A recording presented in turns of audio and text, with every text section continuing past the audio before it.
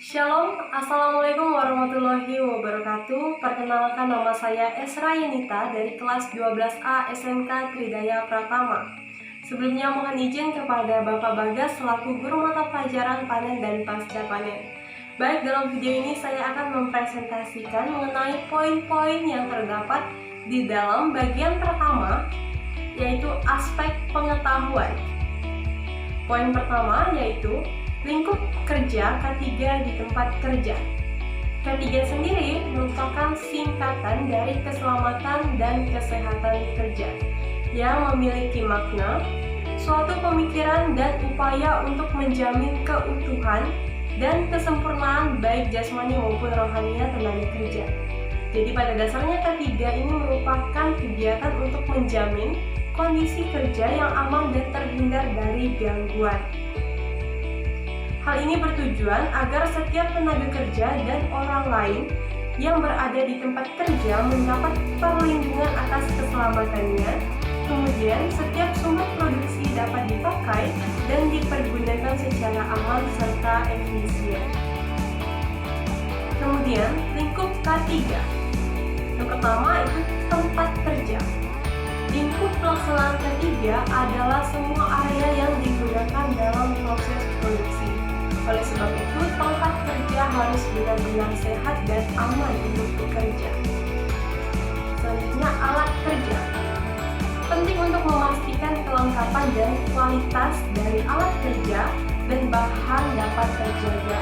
Jadi kita harus melakukan pengecekan secara berkala.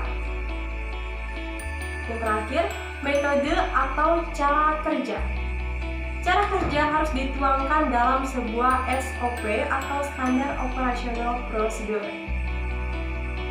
Poin selanjutnya, menerapkan prosedur K3.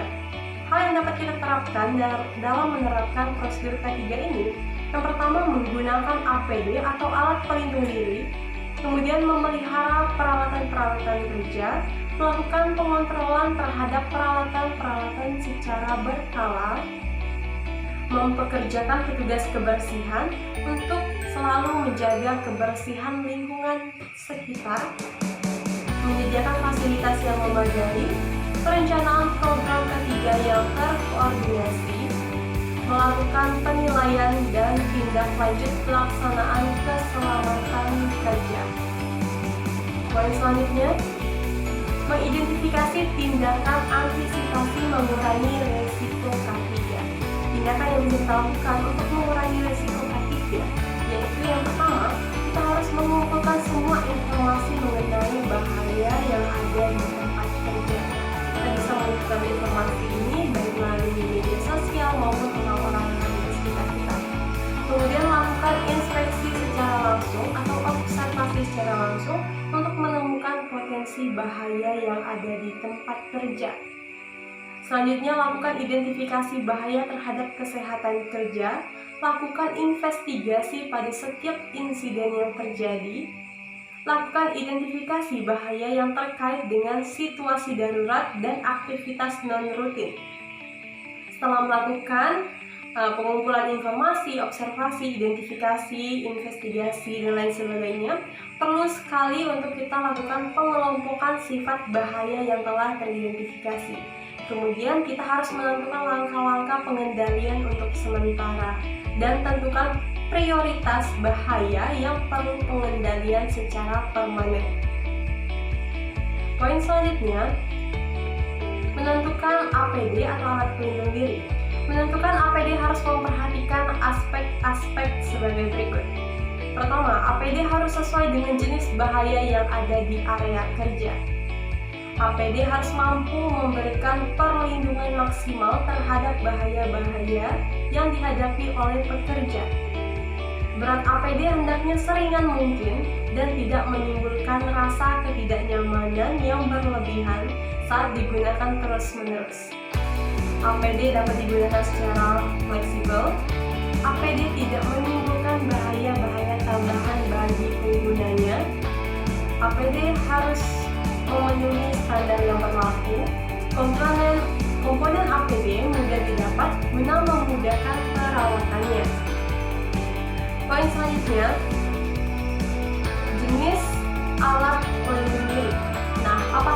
alat pelindung diri yang biasanya digunakan dalam bekerja, yaitu yang pertama terdapat sarung tangan, sepatu lapangan, topi pengaman atau helmet, kemudian penutup muka, pelindung atau penutup mata, alat pelindung mulut atau masker. Itu merupakan alat pelindung diri pada umumnya yang biasa digunakan. Kemudian selanjutnya, menentukan pertolongan pertama pada kecelakaan. Hal pertama yang kita lakukan pada kecelakaan, yang pertama jangan panik, kemudian perhatikan kondisi lingkungan sekitar. Pastikan bahwa kondisi lingkungan sekitar benar-benar aman dan tidak akan menambah korban selanjutnya. Periksa tingkat kesadaran korban, cek pernapasan korban, cek luka korban, memindahkan korban secara berhati-hati, dan segera transportasikan korban ke sentral pengobatan. Poin selanjutnya, kriteria tanggal langkah siap panen atau siap sadap. Yang pertama, umur tanaman mencapai 60 bulan atau sekitar 5 tahun. Bibit batang berkisar 45 sampai 48 cm. Ketebalan kulit mencapai 6 sampai 7 mili. Dan yang terakhir, presentasi siap sadap dalam satu blok mencapai 60%.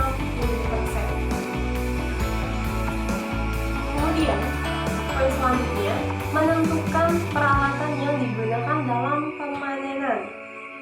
Pada umumnya alat-alat yang digunakan dalam pemanenan yaitu pertama mangkuk lateks, cincin mangkuk, tali cincin, talang lateks, pisau sadap, pisau mal, meteran, pengukur ketebalan kulit, dan pengukur sudut.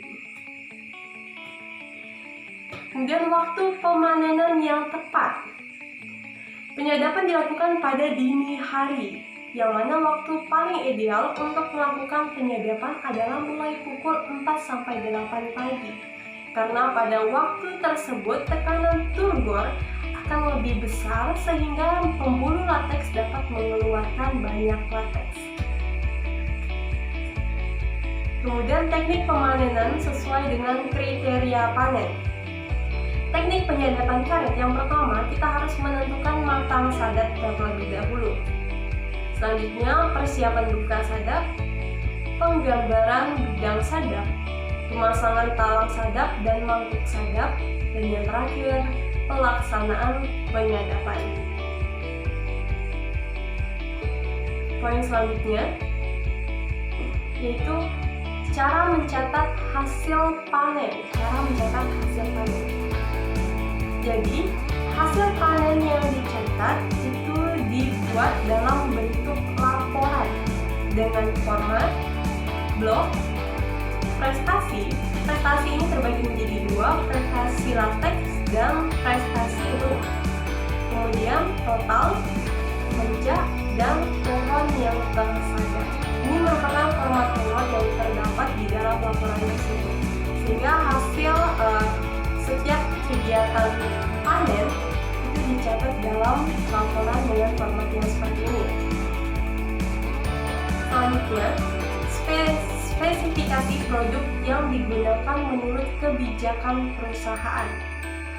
Nah, untuk spesifikasi baku dari perusahaan langsung, untuk saat ini belum ada tertulis, oleh karenanya sementara masih mengikuti permintaan konsumen.